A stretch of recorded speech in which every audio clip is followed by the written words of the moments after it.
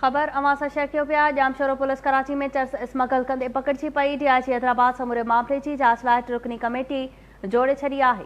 जोड़ियल committee में ASP city Anila Rajpar बि शामिल कई वई आहे। तफ़सील मालूम कंदासीं। टेलीफोन लाइन ते मौजूद आहे केटी न्यूज़ रिपोर्टर असीम बारीचो। जी असीम, कहिड़ा तफ़सील आहिनि?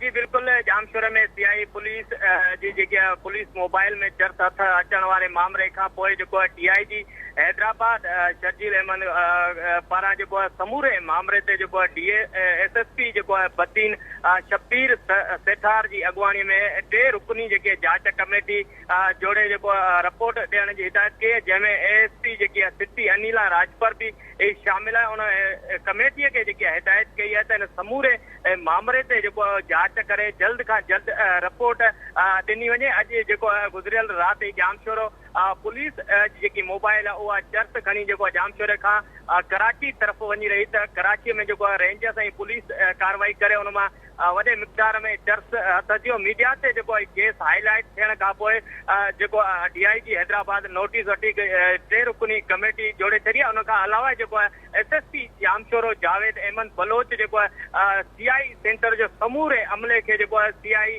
इंचार्ज समेत समूरो अमलो उनमें 43 एहलकार उनके मुअत्तल करे लाइन हाज़िर करे छॾियो।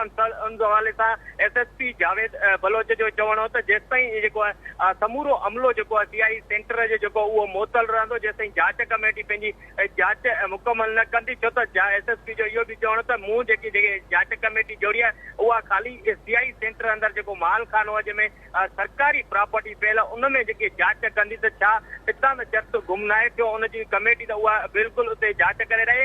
एसएसपी जामशोरो जावेद बलोच उहो खुद हिन वक्त सीआई सेंटर पहुची रहियो, जिते जोड़ियल जांच कमेटी है जी माल खाने लाइ हिकिड़ी जांच कमेटी जोड़ी आहे उहा ब्रीफिंग ॾींदी। हिन वक्त एसएसपी जामशोरो थोड़ी देर में सीआई सेंटर ते पहुचंदो। उन खां अलावा डीएसपी डीआईजी हैदराबाद पारां 2 रुकनी कमेटी जोड़ी है, जंहिंमें एसएसपी बदीन शब्बीर सेठार जी अगवानी उहो भी शब्बीर सेठार थोड़ी देर खां पोइ एसएसपी जाम